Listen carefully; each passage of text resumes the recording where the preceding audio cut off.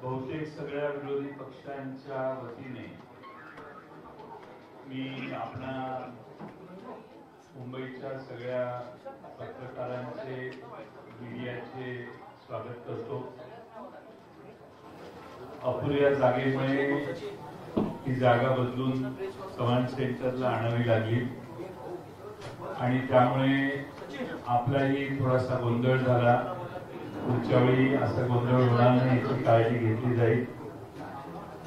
आपल्याला जर कोणाला नाही बऱ्याच लोकांना त्रास झाला असेल तर याच्याबद्दल आम्ही दिलगिरी व्यक्त करतो। आम्ही सर्व विरोधी पक्ष महाराष्ट्रातले काल चीफ इलेक्शन कमिशन महाराष्ट्राचे जे आहे त्यांना भेटायला गेलेलो। त्यांना आम्ही एक निवेदन दिलं आणि निवेदनात त्यांना आम्ही महाराष्ट्रातल्या ज्या मतदार याद्या आहेत त्याच्यातल्या अनंत चुका दाखवल्या। अनंत चुका दाखवल्यानंतर त्या ठिकाणी सीओ यांनी आम्हाला असं आश्वासित केलं की केंद्रीय निवडणूक आयोगाला तुमचं हे सगळं म्हणणं आम्ही पाठवतो। या याद्या दुरुस्त करण्यासाठी आम्ही लवकरात लवकर सुरुवात करू। दुसऱ्या बाजूने महाराष्ट्र निवडणूक आयोग जो आहे, राज्य निवडणूक आयोग, त्यांच्या काही जबाबदाऱ्या आहेत असं त्यांनी सुचवल्यामुळं आज त्यांचे प्रश्न आणि दोघांचे प्रश्न म्हणून आज आम्ही त्यांची भेट घेतली। कालच्या प्रमाणे सर्वच विरोधी पक्ष नेते त्या ठिकाणी गेले। काही महत्वाचे एव्हिडन्सेस आम्ही दाखवले, काही पुरावे त्यांना दाखवले आणि त्या पुराव्याच्या सहित आम्ही आज त्यांना काही माहिती दिली। या पुराव्याच्या बरोबरच आम्ही त्यांना पत्रही दिलेलं आहे। पत्र देत असताना मतदार यादीत मोठ्या प्रमाणात मतदारांचे पत्ते अपूर्ण चुकीचे घातलेले आहेत, घर क्रमांक चुकीचे आहेत, तसेच प्रत्यक्षात संबंधित व्यक्ती त्या मतदार यादीत नोंद आहे की त्या पत्त्यावर राहत नाही। मी काही उदाहरणं त्यांना दिली।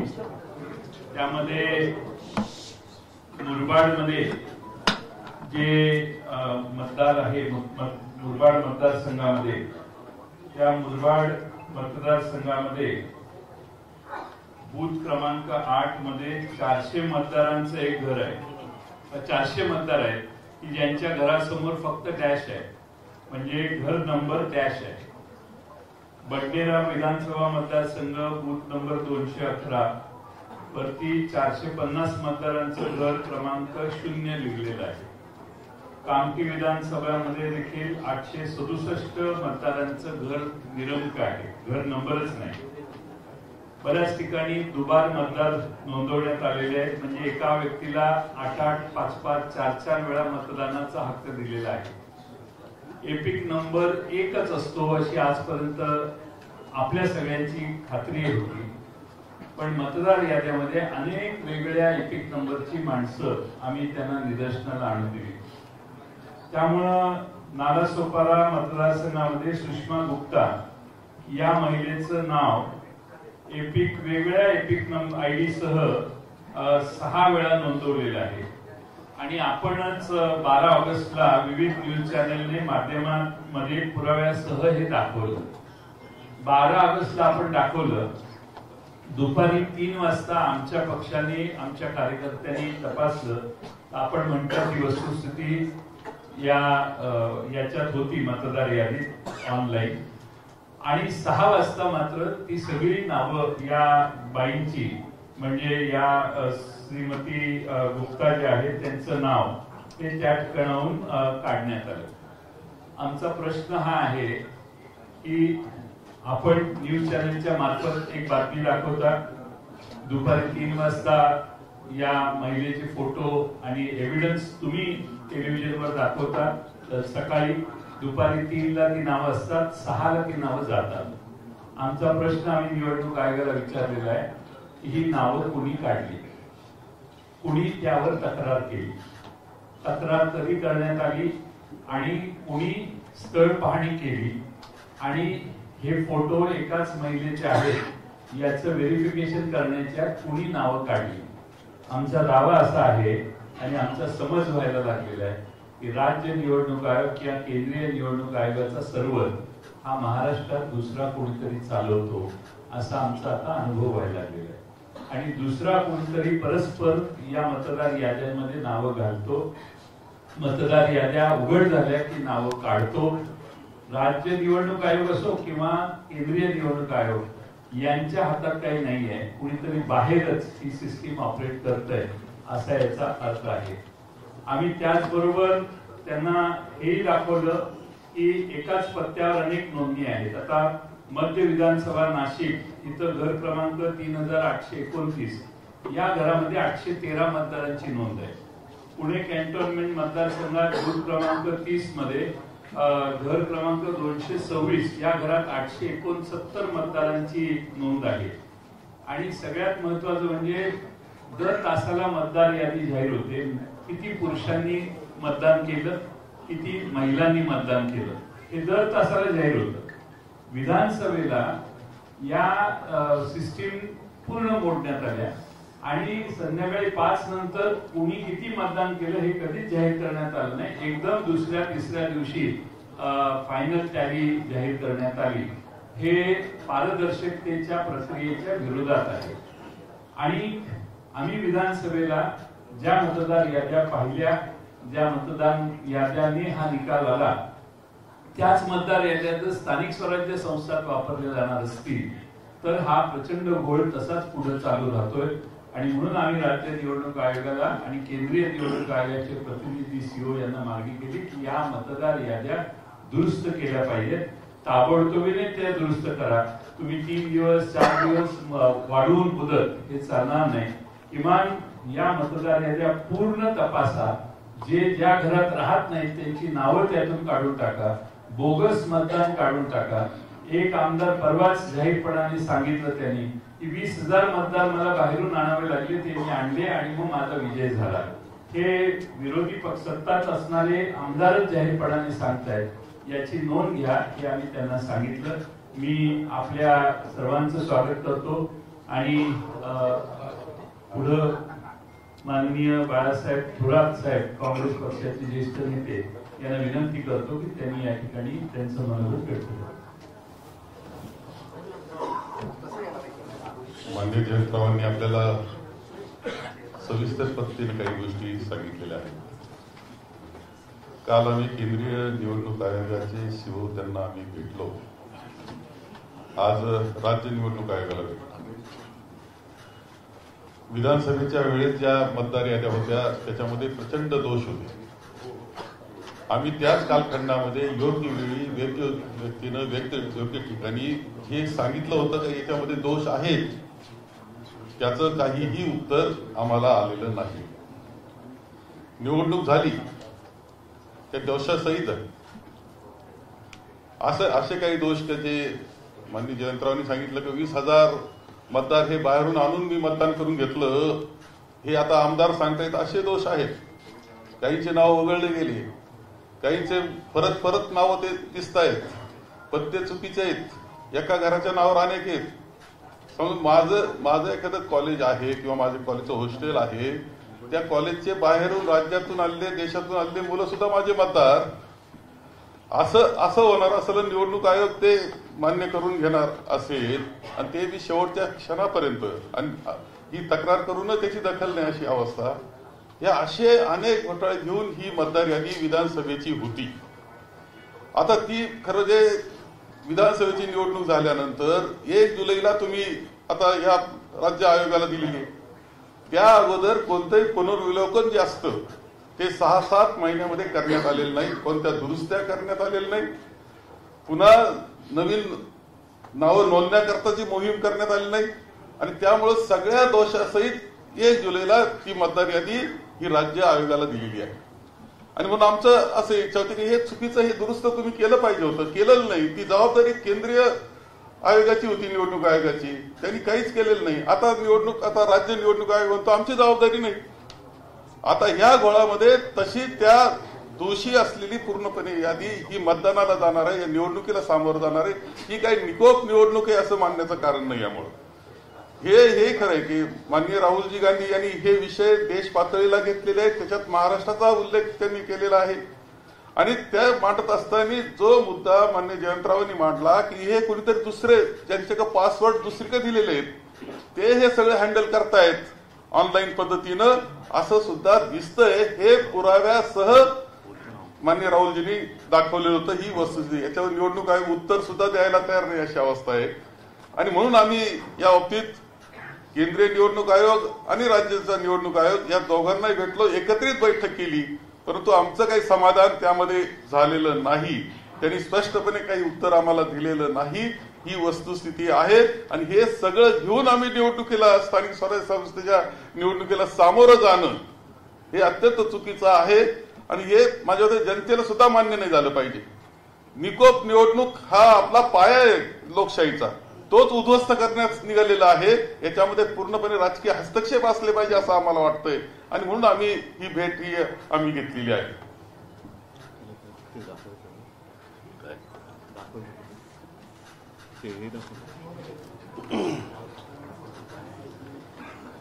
नमस्कार.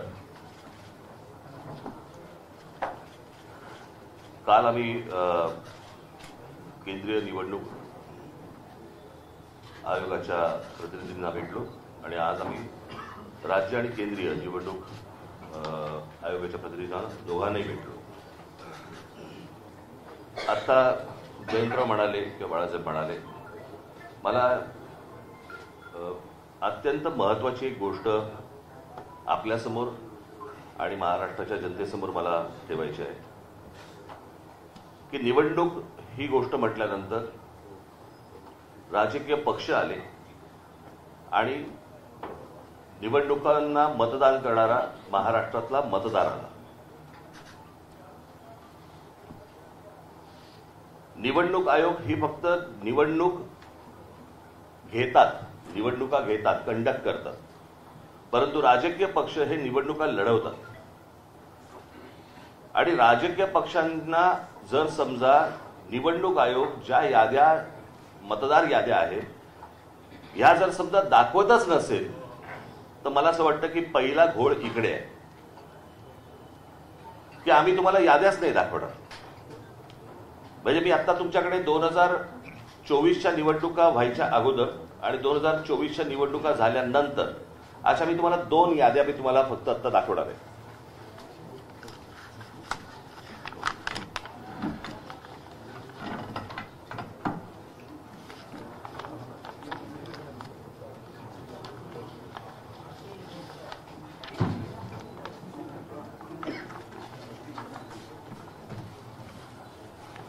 निवडणूक 2024च्या निवडणुका ज्या वेळेला झाल्या त्यावेळेला ज्या निवडणुकांची जी मतदारांची यादी होती ती मी यादीचा काही छोटासा तपशील मी फक्त आपल्यासमोर मी वाचून दाखवणार आहे. याच्यावरनं तुम्हाला साधारणपणे मला असं वाटतं पत्रकार बोलले नाहीत मध्ये तर बरं होईल. आपण कॅमेरामन जरा शांत राहिलं तर बरं होईल, कारण आपलं कॅमेऱ्यातनं सगळं टिकतंय, परत आपण पण बोलताय. 2024च्या अगोदरची जी यादी आहे त्याच्यामधली फक्त मी काही नावं आपल्याला फक्त आपल्यासमोर मी वाचून दाखवतो, म्हणजे साधारणपणे यादीमध्ये काय प्रकारचा घोळ आहे हा आपल्याला आणि महाराष्ट्राला लक्षात येईल. मतदारसंघ 160 कांदिवली पूर्व, नाव धनश्री कदम, वडिलांचे नाव दीपक कदम, वय वर्ष 23. आता वडिलांचे डिटेल्स. नाव दीपक रघुनाथ कदम, वडिलांचे नाव रघुनाथ कदम, वय 117.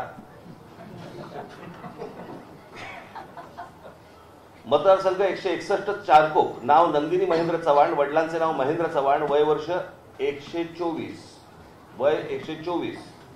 आता वडिलांचे डिटेल्स. नाव महेंद्र कुमार श्रीनाथ चव्हाण, वडिलांचे नाव श्रीनाथ चव्हाण, वय 43. कोणी कोणाला काढले तेच कळत नाही.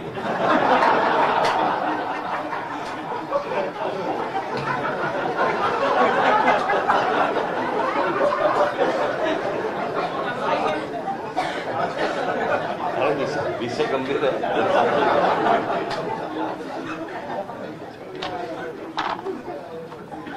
हा 2024च्या निवडणुकीच्या अगोदरचा घोळ.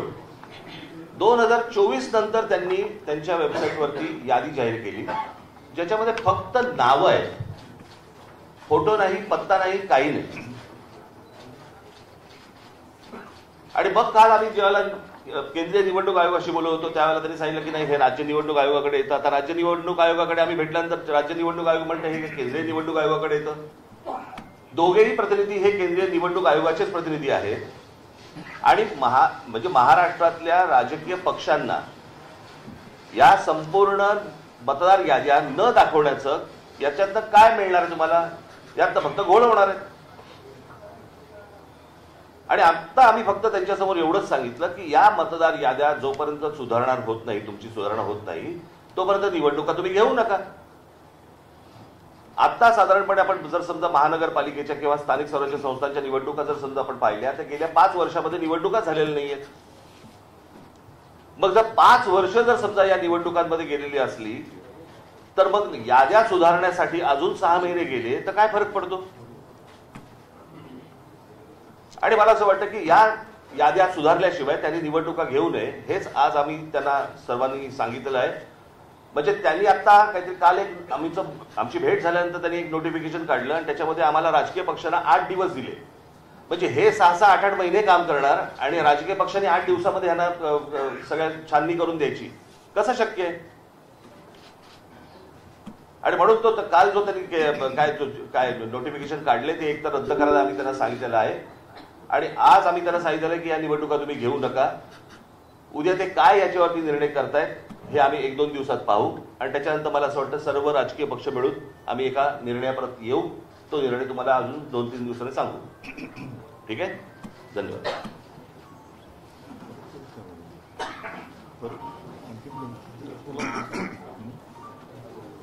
एकूणच सर्व परिस्थिती काय आहे, काय चाललेलं आहे याची कल्पना जयंतराव, बाळासाहेब आणि राज यांनी आपल्यासमोर मांडलेली आहे. एक गोष्ट मी आवर्जून सांगेन, एकूणच लोकशाहीसाठी, तिच्या रक्षणासाठी महाराष्ट्रातले सर्व राजकीय पक्ष एकत्र आलेले आहेत. आम्ही सर्व एकत्र येत असताना भारतीय जनता पक्षाला सुद्धा पत्र दिलं होतं, पण आज व्यासपीठावर आणि आमच्या कालच्या आणि आजच्या निवडणूक आयुक्तांच्या भेटीमध्ये भाजपाकडनं कोणी आलेलं नाही. हा विषय जो आहे तो गेल्या विधानसभेपासून सगळ्यांच्या लक्षात आलेला आणि एका पत्राचा उल्लेख जयंतरावांकडनं राहिला, तो त्यांनी मला सांगितला. तो म्हणजे विधानसभा निवडणुका ज्या म्हणजे गेल्या वर्षी झाल्या 2024, त्याच्या आधी 19 ऑक्टोबरला 1 महिना आधी महाविकास आघाडीकडनं निवडणूक आयोगाला एक पत्र दिलं होतं आणि त्याच्यामध्ये आमचा विषय असा होता की नाव घेऊन अगदी म्हटलं तरी की काही भारतीय जनता पक्षाचे कार्यकर्ते ह्या मतदार यादीशी खेळतात आणि त्याच्यामध्ये काही लोक म्हणजे त्यांना हवे ते घुसवतायत, नको ते काढतायत. हा सगळा खेळ यांचा सुरू आहे. आता जसं या दोघांनी सांगितलं, अगदी हे पुरावे, ही काही यादी आम्ही घरी नाही छापलेल्या. एकेका व्यक्तीचं नाव 4-4 ठिकाणी आहे, एका जागेवरती 200-200 नावं नोंदले. हा सगळा लोकशाहीचा खेळ खंडोबा चाललाय. दोन्ही निवडणूक आयुक्तांना आम्ही सांगितले की एक तर इलेक्शन म्हणजे निवडणूक घ्यायची असेल ती निष्पक्षपातीपणाने झाली पाहिजे, नाहीतर इलेक्शन पेक्षा सिलेक्शन करून मोकळे व्हा.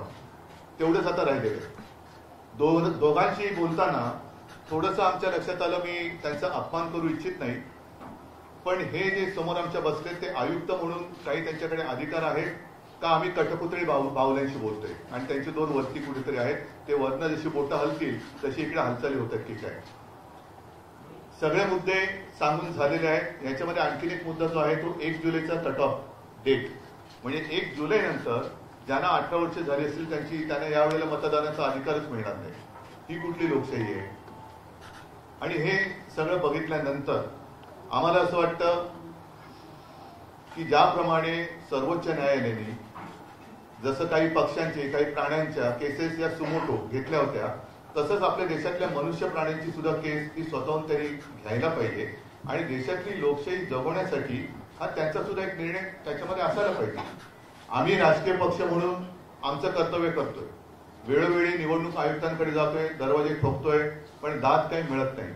आमच्यावरती लोकशाहीच्या नावाने जर काही हुकुमशाही गाजवणार असतील तर ही हुकुमशाही आम्ही काही त्यांना गाजवू देणार नाही, हे तर नक्की आम्ही केलेलं आहे. थोडक्यात आज आमचं म्हणणं या दोन्ही आयुक्तांकडे, कारण काल दोन्ही आयुक्तांना आमच्या विरोधी पक्षांची किंवा आमच्या राजकीय पक्षांची, विरोधी नाही राजकीय पक्षांचे प्रतिनिधी मंडळ त्यांना भेटलं, शिष्टमंडळ भेटलं. त्याच्यात आम्ही केंद्राचे जे निवडणूक आयुक्त इकडे आहेत प्रतिनिधी त्यांना भेटलो. त्यांनी सांगितलं की स्थानिक स्वराज्य संस्था आणि हा सगळा विषय हा राज्य निवडणूक आयुक्ताकडे येतोय. त्यांच्याकडे भेटलं आमचं दुसरं, त्यांनी सांगितलं मतदार यादीचा अधिकार हा केंद्राच्याकडे येतोय. मग नेमका याचा भाग कोण आहे, जबाबदारी कोणाची आहे, का निवडणुका आपल्या घ्यायच्या म्हणून घ्यायच्या आहे. आणि आम्ही त्यांच्याशी बोलत असताना मुहूर्त काय लागला त्यांनी कळत नाही, पण कालच्या काल निवडणुकांचा कार्यक्रम जाहीर केला. आम्ही त्यांना स्पष्ट शब्दात सांगितलेलं आहे की जोपर्यंत हा संपूर्ण निवडणूक मतदार यादीतला घोळ तुम्ही त्याच्यावरती काही स्पष्टीकरण किंवा तो सुधारत नाही तोपर्यंत या निवडणुका होता कामा नयेत. सुप्रीम कोर्टाचा त्यांनी आदेश आम्हाला दाखवण्याचा प्रयत्न केला, पण सुप्रीम कोर्ट असं कधी कुठेही सांगत नाही की तुमच्यात काही दोष असले तरी चालतील, पण ह्या तारखेच्या आधी निवडणुका घेतल्याच पाहिजे. हा सर्वोच्च न्यायालयाचा काही तसा निर्णय नाही. त्यांनी सांगितले की या निवडणुका सदोष असता कामा नये आणि निष्पक्षपातीपणाने ते झाले पाहिजे. आता या सगळ्या गोष्टी झाल्यानंतर दोन्ही आयुक्त समोर बाजूबाजूला होते. आम्हाला त्यांनी सांगितले की आम्ही याचा सकारात्मक विचार करतो आहोत. म्हटलं विचार करून चालणार नाही, या गोष्टी होता कामा नये. या गोष्टी होता कामा नये, कारण आपल्याला जो काही धक्का बसला होता विधानसभा निवडणुकीच्या निकालानंतर, त्या सगळ्या सत्ताधारी जे आता आहे त्यांच्या सत्ता प्राप्तीच्या चोरवाटा आम्ही आता अडवलेल्या आहेत. या चोरवाट आहे, मतचोरी ही चोरवाट आहे, पक्ष चोरी ही चोरवाट आहे. त्याच्यानंतर आणखीन एक मुद्दा आम्ही सांगितलं, पण तो त्याचा पुढचा टप्पा आहे. पहिली मतदारांची यादी ही निर्दोष असायला पाहिजे, व्यवस्थित असायला पाहिजे. म्हणजे 117 वर्ष आणखीन 124 वर्ष असे जर का लंबी उमरवाले मतदार असतील तर मला वाटतं जगातलं सगळ्यात चांगलं वातावरण, हवामान हे आपल्या देशात आहे. कारण इकडे लंबी आयु, दीर्घायुष्य भव म्हणतात ना, तसं झालेलं आहे. थोडक्यात एक तर निवडणूक आयोगाने एक स्वीकारलं पाहिजे की त्यांचा पुनर्जन्मावरती तरी विश्वास असला पाहिजे, आणि नाही तर जे मतदार हयात आहेत आणि त्यांचा मतदाराचा अधिकार हा हिरावून घेतलाय, डिलीट केलेला आहे, मग त्यांच्यावरती सदोष मतवधाचा गुन्हा दाखल करावा का. आणि पुढचा विषय जो आम्ही सांगितलाय तो याच्या पुढचा येईल, तो म्हणजे आता पहिला ईव्हीएम वरती आमचा आक्षेप आहेच. ईव्हीएमचा आक्षेप कमी पडतोय की काय, म्हणून आता मुंबई महापालिकांच्या निवडणुका सुद्धा ईव्हीएम वरती तर घेतल्या जातच आहे, पण व्हीव्हीपॅट पण त्याच्यात ठेवणार नाही. हाही मुद्दा एक महत्वाचा आहे. पण तुम्ही काही पुरावेच ठेवायचे नाही. जर का तिथलं व्हिडिओ रेकॉर्डिंग मागितलं तर व्हिडिओ रेकॉर्डिंग द्यायचं नाही. मतदार यादीमध्ये सगळा गोंधळ करून ठेवायचा. मतदार याद्या मागितल्या तर त्या देत नाही. आणि म्हणून म्हटलं की ही काही लोकशाही तुम्ही हुकुमशाहीच्या पद्धतीने चालवत असेल तर ती आम्ही कदापि मान्य करणार नाही. शिष्टमंडळाने जे मुद्दे उपस्थित केलेले आहेत त्यामध्ये जर येत्या काळामध्ये निवडणूक आयोगाकडून सुधारणा नाही झाली तर तुमचं पुढचं पाऊल काय असणार? पुढचं पाऊल पहिलं आजचं पाऊल लोकांसमोर जाऊ द्या. त्याच्यानंतर घाईघाई करण्याची आवश्यकता नाहीये. 2 दिवसात ते सांगतो म्हणाले. सकारात्मक विचार त्यांचा, त्याला ते सकारात्मक कशाला म्हणतात ते त्यांच्या उत्तरातनं कळेल.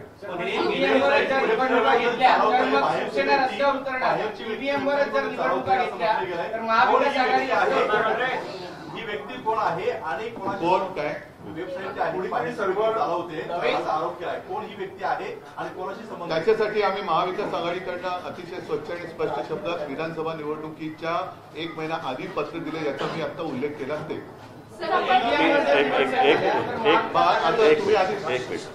तुमच्या पहिल्या प्रश्नाचं उत्तर देतो जे जयंतरावांनी त्यांच्याकडे मांडलं. ते पहिली गोष्ट म्हणजे ज्या वेळेला तुमच्याच चॅनलवरती, तुमच्या नाही चॅनलवरती ज्या वेळेला एक बातमी येते अशा प्रकारच्या खोट्या यादीची, आणि त्याच्यानंतर ती 6 वाजता गायब होते. ती 6 वाजता गायब होते का, त्याच्यावरती त्यांनी विचारलं की तुमच्याकडे कोणी तक्रार दिली का, काय दिली का. त्या संपूर्ण बातमीबद्दल किंवा त्या यादीबद्दल निवडणूक आयोगाला काहीच माहित नाही. केंद्रीय निवडणूक आयोग आणि राज्य निवडणूक आयोग ते म्हणाले की आम्हाला ह्यातलं काहीच माहित नाही, माहिती घेऊन सांगतो. ते म्हणाले आम्ही माहिती घेऊन सांगतो. आता प्रश्न असा आहे की त्यांच्या वेबसाईटवरनं गायब झाले आहेत, ज्या तुमच्या चॅनलवरती दाखवल्या गेल्या आहेत. मग जर समजा त्या चॅनलवरती दाखवल्यानंतर जर त्या याद्या गायब होत असतील आणि निवडणूक आयोगाला जर समजा ती गोष्ट माहिती नसेल तर मग हे कोण करतंय, हे कोण काढतंय आणि कोण घालतंय, हा तो प्रश्न आहे. आणि ही गोष्ट त्यांना विचारली गेली. त्याच्यावरती ते बोलले की आम्ही चौकशी करून सांगतो. महाविकास आघाडीने विधानसभा निवडणुकीच्या 1 महिना आधी त्या पत्राला कुठलाही प्रतिसाद आयोगाकडून मिळाला नाही असं तुमचं म्हणणं आहे. मग जर त्या पत्राला जर प्रतिसाद मिळाला नसेल तर आता तुम्ही सगळी एक्सरसाइज करताय, त्याला प्रतिसाद मिळाला कशावर? 12 ऑगस्टला आम्ही 19 ऑक्टोबरला हे पत्र कार्यालयात नेऊन दिलेलं आहे. केंद्रीय आणि त्यांना भेटलोही.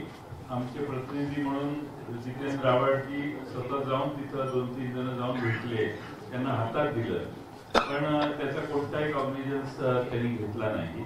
आणि केंद्रीय निवडणूक आयोगालाही हे पत्र पाठवण्यात आलेलं 1 महिना आधी विधानसभेच्या. आणि त्यात कॅटेगरिकली म्हटलेलं आहे की सोयीची नावं ठेवतायत, गैरसोयीची नावं काढतायत, खाली कार्यकर्त्यांना सूचना दिल्या आहेत, हिरव्या पेनाने टिक करा, सोयीची असतील ती, गैरसोयीची असतील ती लाल पेनाने टिक करा, लाल पेनाची नावं उडवण्याचा कार्यक्रम झाला. हे आम्ही सर्रासपणाने आधी 1 महिना आधी त्यांना, कारण हे चाललं होतं ग्रासरूट लेवलला आणि कुणीतरी हे मॉनिटर करत होते, हे कळत होतं आम्हाला, म्हणून आम्ही तक्रार केली. पण निवडणूक आयोगाने कोणता प्रतिसाद दिला नाही. निवडणूक आयोगाची स्टाईल अशी आहे की कोणी कुठल्याही राजकीय पक्षाने तक्रार करायची ती त्यांना बासनात गुंडाळून ठेवण्याची त्यांची प्रथा दिसते. आता हे महाराष्ट्रात चालून देणं शक्य होणार नाही, कारण प्रत्येक वेळेला या अशा कृतीने सगळ्या कृत्या अशा करायच्या आणि निवडणुका वेगळ्या दिशेने न्यायच्या असा महाराष्ट्रातल्या जनतेला वाटते. आणि म्हणून त्याच्यासाठी आम्ही एकत्रितपणानं आपल्याला निवडणूक आयोगाला सगळी माहिती दिलेली आहे. माझ्याकडे हे सगळे पुरावे आहेत. घर डॅश आहे, 0 नंबर आहे. एक मिनिट, ती फक्त यादी एकदा वाचून बघा, एकेका घरात किती. आता फोटो बघाची तुम्ही दाखवलेत ना, हे जरा आपण ऐका. आता हे सुषमा गुप्ता नालासोपारा मतदारसंघ, या बाईचं नाव दुपारी 3ला होतं, 6ला गेलं. कुणी काढलं हा प्रश्न आम्ही विचारला. 12 ऑगस्टला झालेली ती घटना आहे, पण अद्यापर्यंत त्यांना माहित नाही की हे त्याने चौकशी केली नाही निवडणूक आयोगाने की हे का झालं, कसं काढलं, कुणी काढलं. हे मुरबाड मतदारसंघात मतदार घराच्या पुढं नुसता डॅश लिहिलाय, घर क्रमांक नाही, नुसता डॅश असणारी 400 मत आहे. दुसरं पुढं त्यांनी त्याच पद्धतीने पुणे कॅन्टोन्मेंट मध्ये एका याच्यात 869 घर आहे, 869 मतदार आहेत एकाच ठिकाणी, याची तक्रार केली आम्ही. मध्य नाशिक मध्ये 813 मत आहेत. हे सगळे पुरावे आहेत ना याला जोडलेले, असं मोकळं बोलत नाही, विथ एव्हिडन्स आहे. 813 3829 नाशिक मध्य मतदारसंघातलं घर आहे. त्या घराचा नंबर आहे 3829 आणि 813 वोटर्स हे एका घरात दाखवण्यात आलेले आहेत. बडनेराला 0 क्रमांक, घर क्रमांक 0 असे 0 मतदार असणारे, मगाशी मी आकडा सांगितला तेवढे हे आहेत, एव्हिडन्सेस आहेत आमच्याकडं. असं नाही की हवेत बोलतोय. त्यामुळे काही मी ऐकलं. आता याच्यात विशेषतः अशोक पवार यांचा जो मतदारसंघ आहे शिरूरचा, त्यांना केसनन गावात त्यांनी काही ऑब्जेक्शन घेतले. ऑब्जेक्शन घेतल्यानंतर घर क्रमांक 1च असणारे 188, एकाच घरात 188 मतदार आहेत आणि ते घरच नाही आहे त्या गावात. आणि तसं लिहून त्यांनी लेखी तक्रार केल्यावर तिथल्या निवडणूक प्रतिनिधींनी सांगितलं की त्या मतदारांची प्रायव्हसी डिस्टर्ब होते आणि म्हणून आम्ही तुम्हाला ही माहिती देऊ शकत नाही. त्याच्यामध्ये शेवटी कायदा जो आहे तो कायदा काय सांगतो, कायदा त्यांनी असं लिहिलेलं आहे की मतदार यादीत समाविष्ट करण्यात आलेल्या मतदारांची माहिती गोपनीय स्वरूपाची आहे. त्यामुळे सदर मतदारांची माहिती ही व्यक्तिगत माहिती आहे. सदर कागदपत्रांची माहिती इतरत्र प्रसिद्ध होऊ नये या कारणाने संबंधित मतदारांची परवानगी शिवाय आपणास उपरोक्त माहिती पुरवता येत नाही. आता कायदा आहे, कायद्यामध्ये काय म्हटलंय, आम्ही तो कायदाही दाखवला निवडणूक आयोगाला. साधारणपणे 32 नंबरचा कायदा आहे की कुणी कुठलाही हे मागितला कुणी कुठलाही हे मागितला तर ती माहिती आणि ते डॉक्युमेंट्स कोणत्या आधारावर रजिस्ट्रेशन झालं, कोणत्या आधारावर हे देण्यासाठी कलम 32 आहे, त्यामध्ये स्पष्टपणाने म्हटलेलं आहे की तुम्हाला ती माहिती द्यावी लागेल. हा नियम कायदा आम्हीच निवडणूक आयोगाला आता कायदे सांगतोय, त्यांचे हे कायदे ज्याप्रमाणे ते देऊ शकतात. पण त्यांना दिलेलं उत्तर अशोक पवार यांना की त्याची प्रायव्हसी आम्ही काय त्याचे खाजगी गोष्टी मागत नाही, त्याने जे निवडणूक आयोगाला सबमिट केलंय मतदार होण्यासाठी तेवढीच माहिती मागतोय आणि ती देणं आवश्यक आहे असं निवडणूक आयोगाच्या निवडणुकीच्या कायद्यात लिहिलेलं आहे. एक मिनिट येतोय आवाज? मला यातली फक्त एकच गोष्ट कळली नाही, समजली नाही, जी निवडणूक आयोग आम्हाला सांगते किंवा केंद्रीय निवडणूक आयोग आम्हाला सांगते की मतदारांची यादी ही गोपनीय असते. मला असं वाटतं मतदान हे गोपनीय असतं ना. आपण कोणाला मतदान करतोय ही गोष्ट गोपनीय असते, मतदार कसा गोपनीय असेल? जर ऑनलाईन तुम्ही जर समजा सगळ्या याद्या समजा असतात याच्यापूर्वी दाखवल्या गेलेल्या आहेत तर ती गोष्ट गोपनीय कशी असेल? आणि दुसरी गोष्ट, तिथे सीसीटीव्ही कॅमेरे तुम्ही लावता जे नंतर तुम्ही 45 दिवसामध्ये डिलीट करता. जर तुम्ही बघू शकता, आम्ही नाही का बघू शकत? बरं, निवडणूक आयोग याला निवडणुका लढवायच्या नाही आहेत, निवडणुका आम्हाला लढवायच्या आहेत. जर आम्हाला आमचे मतदार कोण आहेत हे कळले नाही, म्हणजे मला एक गोष्ट या संपूर्ण प्रकरणामध्ये मी मगाशी आपल्याला सांगायचं राहिलं, माझी ही निवडणूक याच्यामधलं जी काही प्रॉब्लेम्स आहेत किंवा याच्यामधले जे घोळ आहेत याच्यावरची माझी ही दुसरी पत्रकार परिषद आहे. एक पहिली 2017ला झाली होती, मला असं वाटतं तुम्हाला माहिती असेल कदाचित. आणि त्यावेळेला पण मी ह्याच गोष्टी मांडत होतो की ह्या सगळ्या गोष्टी निवडणूक आयोग ही लपाछपी का करते. आता मगाशी आम्ही जेव्हा सांगितलं की एका ठिकाणी कुठे ते पाहिलं ते जिल्हा परिषदांच्या काही एक याद्या आल्या. आता 2022ला ती फोटो सकट नावासकट सगळ्या याद्या आहेत 2022च्या. आणि आत्ताच्या ज्या याद्या आल्या आहेत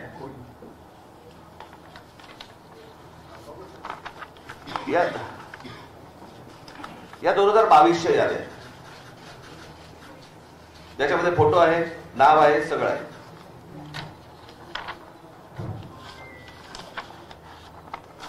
या आता जिल्हा परिषदेच्या 2025च्या याद्या आल्या, त्याच्यामध्ये फोटो काढून टाकले. हे सगळं निवडणूक आयोग स्वतः करतंय. हे का करतंय? जर समजा पारदर्शकता समजा ते आणतायत असं म्हणतायत किंवा आहे असं म्हणतायत जर निवडणुकांच्या प्रोसेसमध्ये, तर मग ह्या सगळ्या गोष्टी हे का करतायत आणि कशासाठी हा घोळ घालतायत? काय बोल ना. देवांग दवे या व्यक्तीचा एक उल्लेख या वरच्या चर्चेमध्ये करण्यात आला. हा जो सगळा घोळ आहे, याच्यावरचा जो अभ्यास आहे, त्याच्या मागे ह्या देवांग दवेचा काही हात आहे का?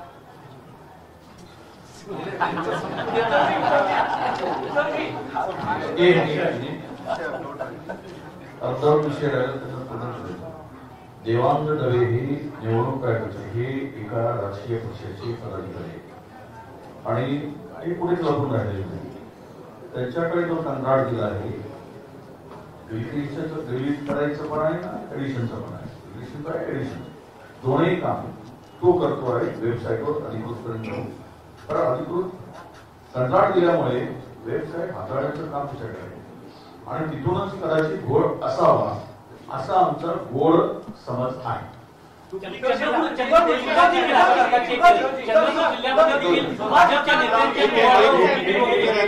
चंद्रपूरमध्ये राजुरा मतदारसंघात अजूनही गुन्हा दाखल झालेला नाही.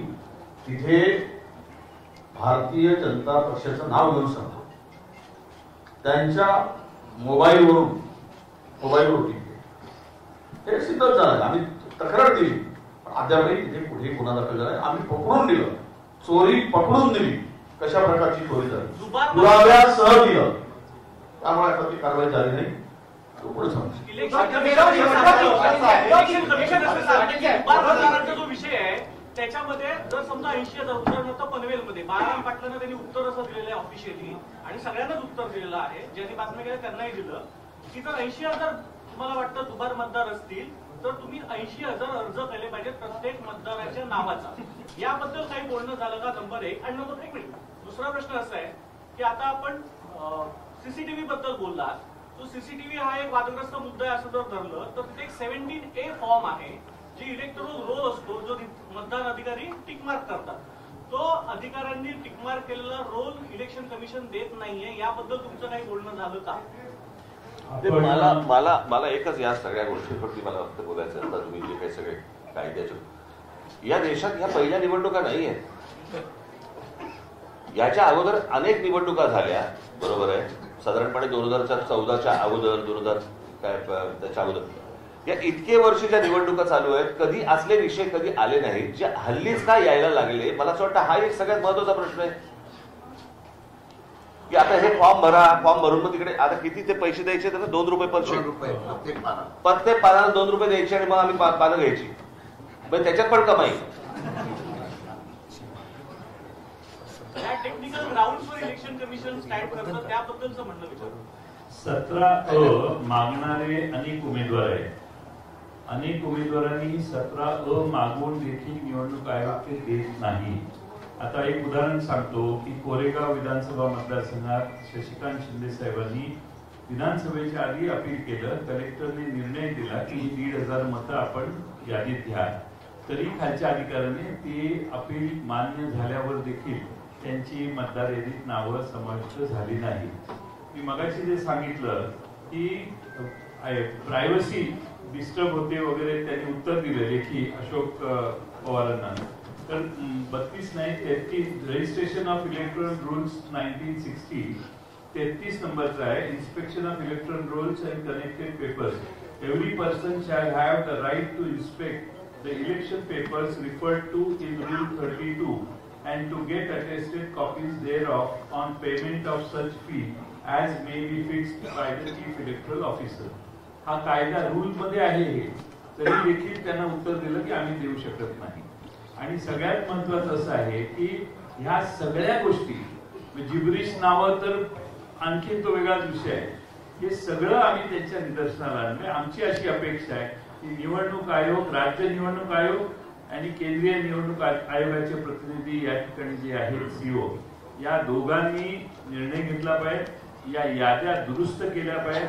दुरुस्त झालेल्या याद्यांवरच महाराष्ट्राच्या निवडणुका घेतल्या पाहिजेत हे आम्ही त्यांना निक्षून सांगितलेलं आहे. आणि राज्य निवडणूक आयोग हे आम्हाला म्हटले आम्ही याचा सकारात्मक विचार करू.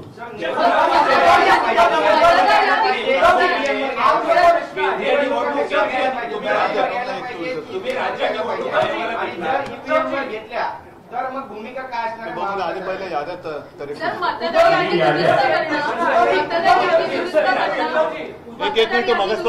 म्हणजे SIR ची आपण मागणी करतोय का? आणि बिहारमध्ये ज्या पद्धतीने SIR झालेला आहे तर तशीच जर इथे झालं तर परत आपण आगीतून कुपाटात नाही का पडणार? ही SIR ची मागणी आहे. ज्याचं जे उत्तर राजनी दिलं की आपल्या आयुष्यातली किंवा देशाच्या आयुष्यातली ही पहिली निवडणूक नाहीये, त्याच्यामुळे हे सगळे आता पुष्पट आता का काढली जात आहे? आता का काढली जात आहे? आतापर्यंत लोकांनी मतदान केलेलं नाही का? आतापर्यंत काही देशामध्ये सत्ताधारी जन्माला आलेले नाहीत का? तर आता हा जो काय खेळ चाललेला आहे हा सरळ सगळा हा खोटा कारभार चाललेला आहे. आणि म्हणून मला असं वाटतं आम्ही त्याने जे काय सांगितले की जोपर्यंत या याद्यांमध्ये सुधारणा होत नाही तोपर्यंत निवडणुका घेऊ नये.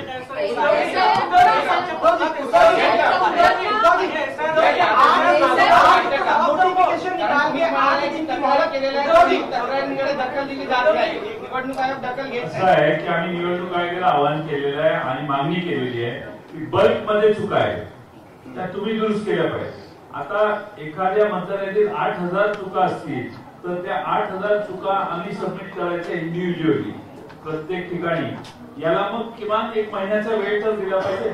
वेळ नसल्यामुळे तुम्ही 7 दिवसात आणि 8 दिवसात करा म्हटल्यावर कोणत्या एक तर तुमच्या याद्या डिजिटल नाहीये. तुम्ही या याद्या डिजिटल का नाही करत? डिजिटल याद्या केल्या की सगळ्यांनाच सोयीचं होईल आणि तुम्हालाही सोयीचं होईल काम करायला.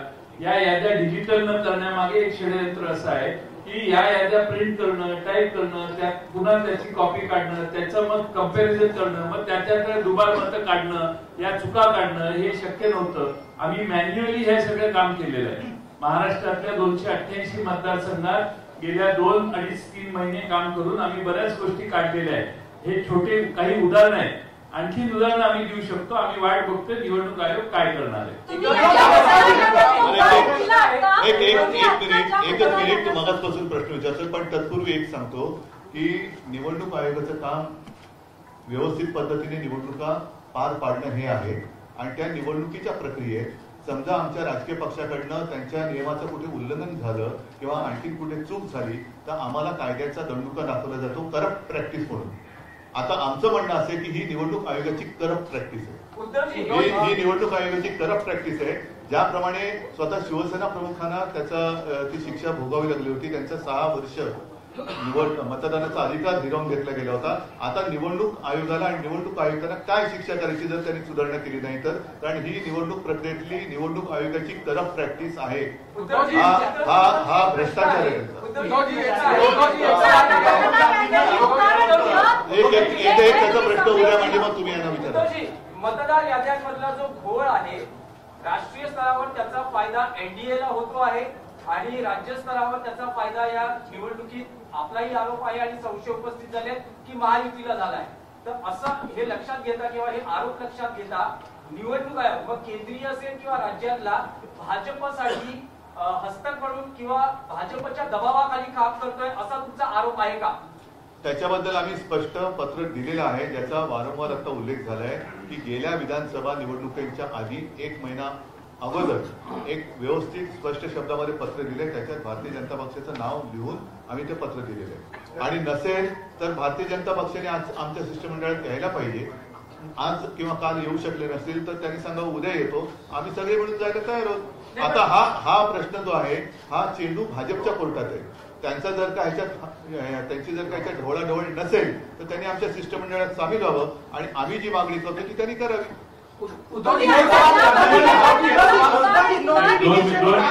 तुम्ही एक काम करता, एक मिनिट माफ करा, तुम्ही फक्त हात वरती करा, आम्ही सांगू कोणाला बोलायचं. कलकलाट करण्यापेक्षा ना तुम्ही फक्त हात वरती करा, आम्ही फक्त सांगतो की बाबा तू बोल तू बोल तू बोल एवढं सांगतो. आता बोल. तुम्ही ज्या मतदार याद्यांचं आता उदाहरण दिलं की ह्याच्यात ऑब्जेक्शन आहेत, अशा किती कॉन्स्टिट्युएन्सीचे ऑब्जेक्शन तुम्ही आता सबमिट केले आहेत? आम्ही आता काही प्रमुख कॉन्स्टिट्युएन्सीची उदाहरणं दिलेली आहेत. महाराष्ट्रातल्या प्रत्येक मतदारसंघात हे काम चालू आहे. स्थानिक दृष्ट्या त्याची ऑब्जेक्शन सबमिट होतील, परंतु बल्कमध्ये हे झालेलं आहे, फ्रॉड आहे असं आम्हाला वाटायला लागले तर ते निवडणूक आयोगाने पुढाकार घ्यावा ना. आम्ही 2 हे असतात, एक म्हणजे फोटो आयडेंटिटी सेम आहे असे बघून ते नावं बाजूला काढता येतात. त्याचं एक वेगळं सॉफ्टवेअर आहे. नावं एकत्रित करून सगळी नावं कम्पेअर करून ती डुप्लिकेट झाली असतील तर ती नावं बाजूला काढायला सॉफ्टवेअर आहे. ही सॉफ्टवेअर 2019च्या निवडणुकीच्या आधी वापरलं जायचं, पण दुर्दैवाने 2022-23 नंतर हे वापरलंच नाही. तर आम्ही त्यांना कालच विनंती केली की हे सॉफ्टवेअर वापरा आणि हे डुप्लिकेशन जे आहे ते काढून टाका. त्यांनी केलं पाहिजे. एकच मी सांगतो, आमच्या लोकांनी त्या ठिकाणी जे ऑफिसर आहेत, अधिकारी आहेत, त्यांच्याकडून हरकती घेतलेल्या आहेत, पण ते सरळ सांगतात की आमच्या राज्य निवडणूक आयोगाला आम्हाला ह्या अधिकार किंवा आम्ही हरकती घेण्यामध्ये कुठल्याही प्रकारचा आम्ही काही हस्तक्षेप करू शकत नाही. हा फार मोठा गंभीर त्या ठिकाणी प्रश्न निर्माण झालेला आहे. जर बोगस नावं दाखवली तर त्या बोगस नावाच्या संदर्भात हरकत घेतल्यानंतर त्याची चौकशी करायला पाहिजे. ते सरळ हातवरती करतात प्रांत किंवा निवडणूक अधिकारी. आता आम्ही प्रत्येक पक्षाने त्या कार्यकर्त्यांना आपापल्या ठिकाणचे सर्वेक्षण करून जी बोगस नावं आहेत ती काढून तुम्ही म्हणाला त्या प्रश्नाने आम्ही राज्यावर गोळा करणार निवडणूक आयोगाला देणार, त्याला आम्हाला वेळ पाहिजे. एक असं आहे, 2 मिनिटं, एकच असं आहे की त्यांच्याकडे वेगळे टूल आहेत. डाटा मॅचिंग सिस्टीम, AI आधारित टूल्स आहेत, डिजिटल ऍप्स आहेत, असे आहेत, ते वापरावे. आणि सगळ्यात महत्वाचं मला आपल्या मार्फत आवाहन करायचंय, आम्हाला निवडणूक आयोगाकडून उत्तरं पाहिजेत. भारतीय जनता पक्षाच्या विरोधी ही आमची हे नाही आहे, त्यामुळे त्यांच्या प्रवक्त्यांनी आम्हाला उत्तर देणं अभिप्रेत नाहीये. आम्हाला निवडणूक आयोगाने उत्तर द्यावं. आम्ही निवडणूक आयोगाकडे गेलोय, नाहीतर 2 तासाभरात तुम्ही जा दुसरीकडे. आणि याला उत्तर मागाल आम्हाला आम्ही त्यांना बोलवलेलं होतं आणि त्यांनाही त्रास कदाचित होत असेल तर देत नाही. निवडणूक आयोगाने मला एकच मिनिट मला असं वाटतं मी थोडंसं काय हे प्रश्न संपणार नाही. यातला एकच सगळ्यात महत्वाचा भाग असा आहे की निवडणूक यादीमध्ये घोळ आहे. निवडणुकीच्या यादीतले घोळ दोन्ही राज्य आणि केंद्रीय निवडणूक आयोगातल्या प्रतिनिधींना आम्ही त्यांच्यासमोर ठेवलेले आहेत. ते सुधारले पाहिजेत आणि ते सुधारून विरोधी पक्षाचं समाधान झालं पाहिजे, सत्ताधारी पक्षाचं समाधान झालं पाहिजे, कोणाचंही. परंतु जे निवडणुका लढवतात मला असं वाटतं त्या राजकीय पक्षाचं समाधान झाल्याशिवाय त्यांनी निवडणुका घेऊ नयेत. आणि ही अत्यंत आमची रास्त मागणी आहे, याच्यात काहीच गैर नाहीये. मला असं वाटतं निवडणूक आयोगाने या गोष्टींचा विचार करावा. त्याच्यामध्ये इतर वेगवेगळे कायदे आणूच नाहीत. सोपी गोष्ट आहे ना ही. ह्याच्यामध्ये काही कॉम्प्लिकेटेड असण्याचं काही कारणच नाहीये. आम्ही काही क्लिष्ट काही विषय बोलतच नाही आहोत की बाबा आम्ही मतदार याद्या दाखवलेल्या आहेत, मतदार याद्यांमध्ये बाबा घोळ आहे. थांबा ना, मी पण आलोय पहिला. मतदार याद्यांमध्ये घोळ आहेत आणि मतदार याद्यांमधले घोळ त्यांच्या समोर ठेवल्यानंतर मला असं वाटतं की ते आणि राजकीय पक्ष यांनी मिळून या याद्या सुधारल्या पाहिजेत आणि याद्या सुधारूनच निवडणुकाला सामोरं गेलं पाहिजे. कारण जी लोक मतदान करतायत, म्हणजे जर समजा तुम्ही एक गोष्ट बघितली असेल, यातला एकच फक्त महत्वाचा भाग सांगतो की गेल्या 2024ची जी विधानसभा इलेक्शन झाली, या विधानसभा निवडणुकीनंतर 232 जागा या ह्यांच्या युतीच्या महायुतीच्या निवडून आल्या. 232. पण या 232 जागा निवडून आल्यानंतर देखील मला असं वाटतं तुम्ही सगळेजण त्याला विटनेस आहात, संपूर्ण महाराष्ट्रात संडाटा होता. ज्या प्रकारचा जल्लोष महाराष्ट्रामध्ये व्हायला पाहिजे होता त्या प्रकारचा जल्लोष महाराष्ट्रामध्ये नव्हता. हे कसलं द्योतक आहे. सर्वांना धक्का बसला, म्हणजे निवडून आलेल्यांना पण धक्का बसावा. पडलेल्यांना बसतोच, पण निवडून आलेल्यांना पण धक्का बसावा ही कोणती निवडणूक आहे. तर मला असं वाटतं की हा अतिशय सोपा विषय आहे. या सोप्या विषयामध्ये याद्या नीट कराव्यात आणि निवडणुकाला सामोरं जावं, एवढंच फक्त आमचं म्हणणं आहे. कारण हे काही प्रश्न थांबणार नाही.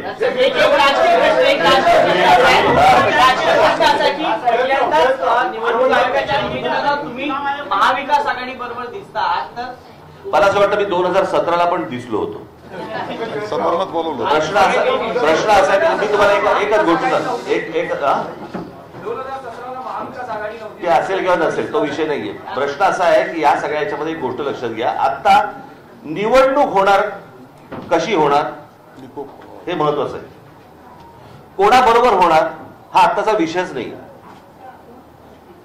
आणि ही तुमच्या जर लक्षात असेल कदाचित त्या पत्रकार परिषदेला जर समजा तुम्ही असाल तर 2017ला पण मी हेच बोलत होतो. तेव्हा पण होती खरं तर याच्यामध्ये त्यावेळेला अजित पवार पण होते. त्यावेळेला यायला पाहिजे होता आणि त्यावेळेला ते तावाने बोलत पण होते, ते सांगत पण होते त्या सगळ्या गोष्टी. असो, धन्यवाद.